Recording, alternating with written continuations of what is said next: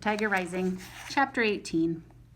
Rob was sweeping the cement walkway in front of the Kentucky Star rooms when Beauchamp pulled up in his red Jeep and honked the horn. "Hey there!" he hollered. Beauchamp was a large man with orange hair and an orange beard and a permanent toothpick in the side of his mouth. The toothpick waggled as he talked, as if it was trying to make a point of its own. "We got you on the payroll now, too?" Beauchamp shouted. "No, sir," said Rob. "All right," hooted Beauchamp. He hopped out of the Jeep. "Got you working for free. That's what I like to hear." "Yes, sir," said Rob. "Ain't you supposed to be in school? Or you done graduated already?" The gold chains buried deep in Beauchamp's orange chest hair winked at Rob. "I'm sick," said Rob. "Sick and tired of school, right?" He slapped Rob on the back. "Don't got a mama putting down the rules for you, do you? Get to make your own rules, not me," said Beauchamp. He jerked his head in the direction of the motel office where his mother, Ida Bell, worked the front desk. He winked at Rob and then looked to the left, then right. "Look here," he said in a quieter voice. "I've got me a number of deals going on right now, a few more than I can properly handle. I wonder if a smart boy like yourself wouldn't be looking for a way to pick up some extra spending money." He didn't wait for Rob to answer. "Let me tell you what I got cooking. You like animals?" Rob nodded. "Course you do," said Beauchamp, nodding with him. "What boy don't? You like wild animals?" Rob's heart skipped. He suddenly knew where Beauchamp was headed. "I got me a wild animal," said Beauchamp. "I got me a wild animal like you would not believe. Right here on my own property. And I got some plans for him. Big plans. But in the meantime, he needs some taking care of. Some daily maintenance. You following me, son?" "Yes, sir," said Rob. "All right," said Beauchamp. He slapped Rob on the shoulder again. "Why don't you climb on into this Jeep and let me take you for a ride, show you what I'm talking about?"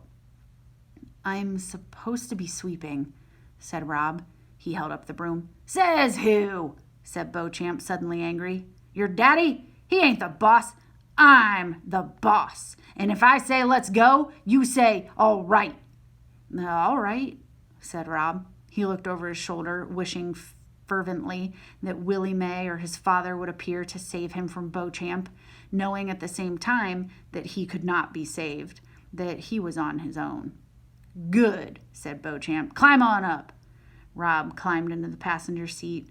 There was a big brown grocery bag at his feet. "Go on and put that in the back," said Beauchamp as he swung into the driver's seat. The bag was heavy and it stunk. Rob carefully put it on the floor in the back and then noticed his hands. There was blood on his fingers. "That's just from the meat," said Beauchamp. "It won't hurt you none." He cranked the engine. It roared to life, and they went tearing around behind the Kentucky Star and into the woods. Beauchamp drove like he was crazy. He gunned for trees and then swerved away from them at the last minute, whooping and hollering the whole time. "You ain't gonna believe what I got to show you," Beauchamp hollered at him. "No, sir," said Rob weakly. "What?" Beauchamp shouted. "No, sir," Rob shouted back. "I ain't going to believe it." But he did believe it. He believed it with all his heart. Chapter 19. Beauchamp hit the brakes. "We're almost there," he said. "You gotta close your eyes so it's a surprise." Rob closed his eyes and the Jeep went forward slowly. "Don't cheat now," Beauchamp said. "Keep them eyes closed." "Yes, sir," Rob said. "All right," Beauchamp said finally. "Go on and open them up." He had pulled the Jeep up as close to the tiger cage as possible without driving right into it. "Tell me what you see," he crowed. "Tell me what it is before your very eyes." "A tiger," said Rob. He let his mouth drop open. He tried to look excited and amazed. "Damn straight," said Beauchamp. "King of the jungle, and he's all mine." "Wow," said Rob. "You own him?" "That's right," said Beauchamp. "Fellow I know owed me some money, paid me with a tiger. That's the way real men do business, in tigers. He come complete with the cage. Toothpick in the side of his mouth danced up and down. Beauchamp put a finger up to steady it into silence. What are you going to do with him? Rob asked. I'm studying my options. I figure I could set him up out front of the Kentucky Star, have him draw me some more business into the motel. The tiger stood and stared at Beauchamp. Beauchamp looked away from him. He tapped his thick fingers on the steering wheel.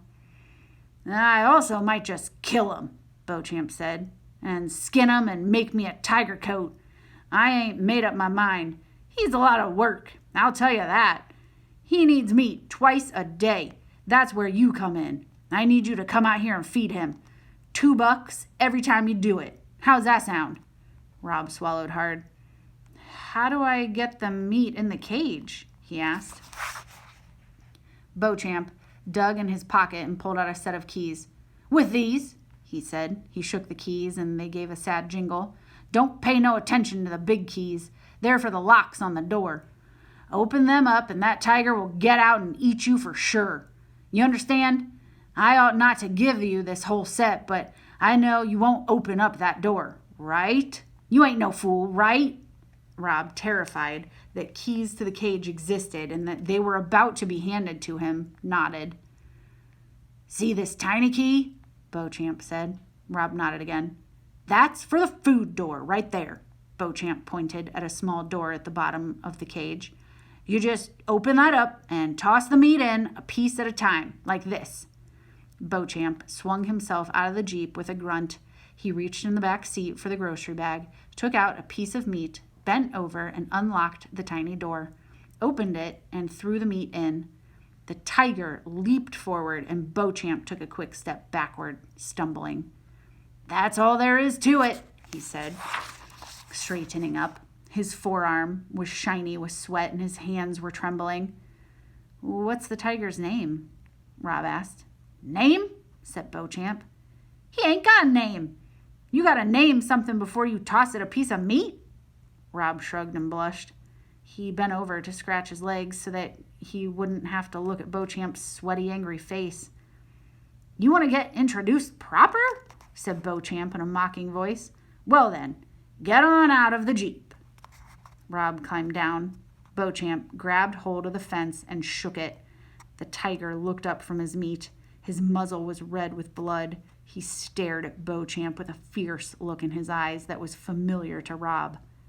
Hey, Beauchamp shouted. You see this boy here? He pointed at Rob. He's your meal ticket. Not me. It's this boy. He's got the keys now. Understand? I don't got them no more. This boy's got them. He's your boy. The tiger stared at Beauchamp a minute more, and then he slowly lowered his head and started back to work on the meat.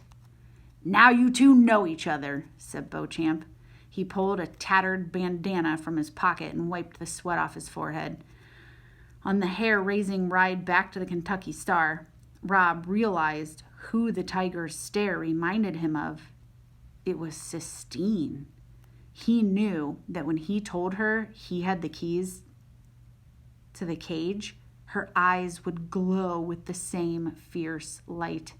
He knew that she would insist that now they had to let the tiger go.